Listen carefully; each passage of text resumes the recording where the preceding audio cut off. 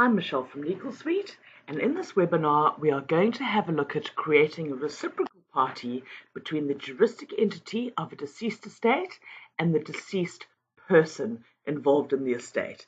Now this is for the purposes of obtaining transfer duty or transfer duty exemption, as well as your rates clearance certificates. It is necessary to link the deceased person to the estate and the estate to the deceased person by means of a reciprocal relationship. Right, now this is done in the address book, so I'm going to go into my address book, and please note that for the purposes of this, I have already created both the juristic entity of the estate of the late, in this case David Bowie, and the deceased in his natural form, the adult male David Bowie. And if you need some assistance on how to create parties in the address book, please do have a look at our various webinars on the address book.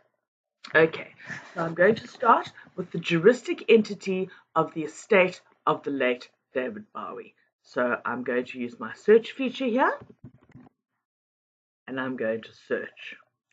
Right, so there is the estate in question, and I say go to. And I also just want to quickly show you that I have in fact created the deceased as well. So let me just use my little search function and search by the surname. Okay.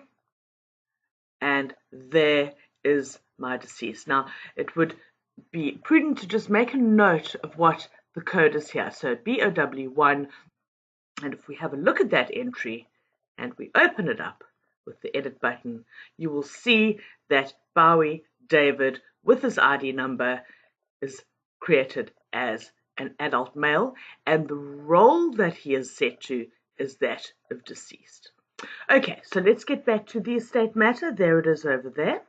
So in order to create a reciprocal relationship, we simply click on the edit button to open up the entry, and we go to the relationships section on the left hand side. Right, so what we're going to do here is we're going to insert a relationship. So yellow screen, yellow insert. And what is estate late Bowie to the deceased? That would be the deceased estate. Okay, and now we need to bring in whose deceased estate is it? That would be of the human being David Bowie. So we click on our ellipse button. It opens up a list of parties in the address book. Now I can either scroll down, I can see it over there.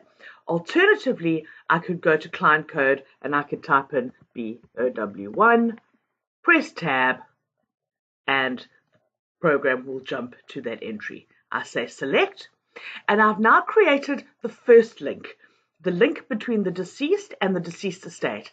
I now need to insert a reciprocal relationship where I tell the program that David Bowie is the deceased in the deceased estate. So I put a checkbox in the reciprocal relationship. And what is David Bowie to the estate of the late? Click on the drop-down menu, and he is the deceased. So the juristic entity is the deceased estate of David Bowie, and David Bowie is the deceased human being in the estate of the late David Bowie.